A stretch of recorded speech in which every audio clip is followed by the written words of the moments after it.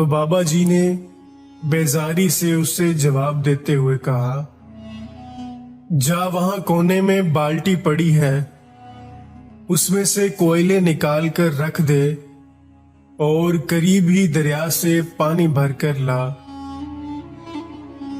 नौजवान हद्दे अदब की वजह से अपने सवाल के इस अजीब जवाब पर जुज़बुज़ हुआ, मगर एहतराम हायल था, लिहाजा खामोशी से उठा और बाल्टी लेकर बाहर दरिया की जानिब रवाना हुआ।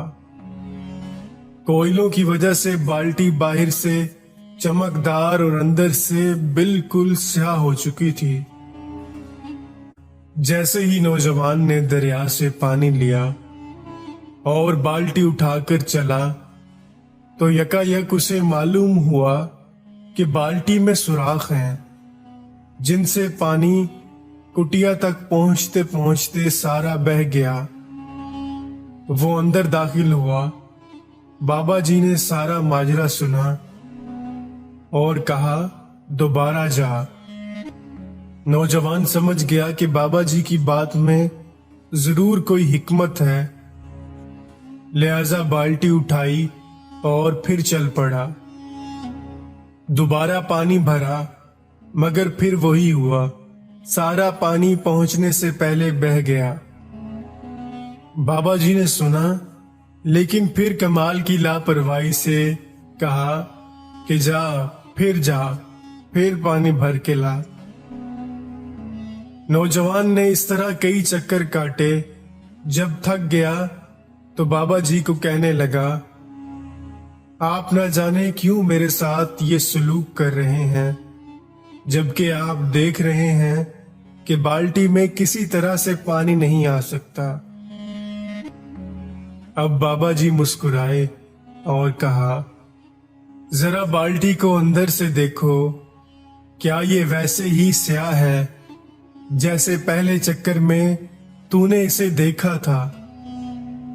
नौजवान ने बाल्टी को देखा और कहा, नहीं, अब तो ये बिल्कुल साफ हो चुकी है, इतनी बार पानी जो भरा है इसमें।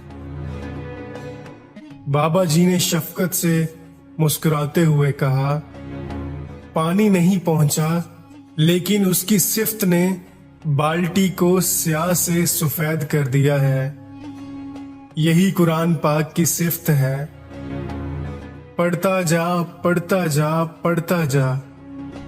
इसकी सिफात दिल को यूं ही जंग से साफ करके इस दिल में मौजूद दुनियादारी के सुराखों से सारा जंग बहा कर ले जाएगी। आखिर में दिल साफ सुथरा दुनिया की आलाइशों से पाक होकर तुझे अल्लाह से हमेशा हमेशा के लिए जोड़ देगा।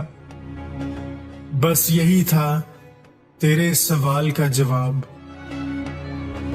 दोस्तों, इससे हमें सबक मिलता है कि दुनिया में कोई भी काम हो, अगर आप मेहनत और सच्ची लगन से उस काम को करते रहें तो अल्लाह पाक मंजिल जरूर अता करते हैं।